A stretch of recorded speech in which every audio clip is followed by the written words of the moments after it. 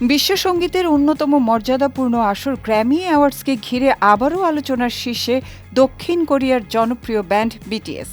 ৬৯তম Grammy অ্যাওয়ার্ডসের মনোনয়নের তালিকা থেকে নিজেদের নাম প্রত্যাহার করে নিয়ে নতুন বিতর্কের জন্ম দিয়েছে বিশ্বব্যাপী তুমুল জনপ্রিয় এই সঙ্গীত দলটি।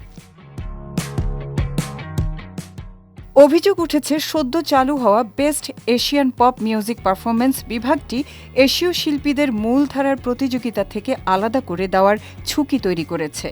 বিটিএসের এমন সিদ্ধান্তের পর রেকর্ডিং একাডেমির প্রধান নির্বাহী কর্মকর্তা হার্ভে ম্যাসন জুনিয়র এক বিবৃতিতে জানান, তাদের এই সিদ্ধান্তে তিনি দুঃখ পেলেও সেটিকে পূর্ণ সম্মান জানান। তিনি বলেন, নতুন বিভাগটি কোনো শিল্পীকে আলাদা করার জন্য নয়, বরং এশিয়ার পপ সঙ্গীতের বৈচিত্র্য, বিকাশ ও সৃজনশীলতাকে আরও বেশি স্বীকৃতি দেওয়ার উদ্দেশ্যেই এটি চালু করা হয়েছে। তবে একাডেমির এ ব্যাখ্যায় মোটেই সন্তুষ্ট নন বিটিএসের বিশ্বজুড়ে ছড়িয়ে থাকা অনুরাগী বিটিএস আর্মি। তাদের দাবি, আলাদা এশিয়ান পপ বিভাগ চালুর মাধ্যমে মূলত আন্তর্জাতিক শিল্পীদের মূল প্রতিযোগিতা থেকে দূরে সরিয়ে দেওয়া হচ্ছে।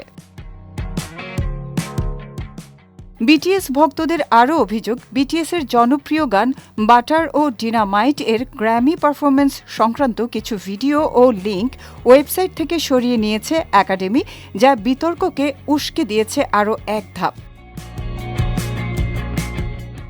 এ ঘটনাকে ঘিরে পুরনো প্রশ্ন নতুন করে সামনে এসেছে।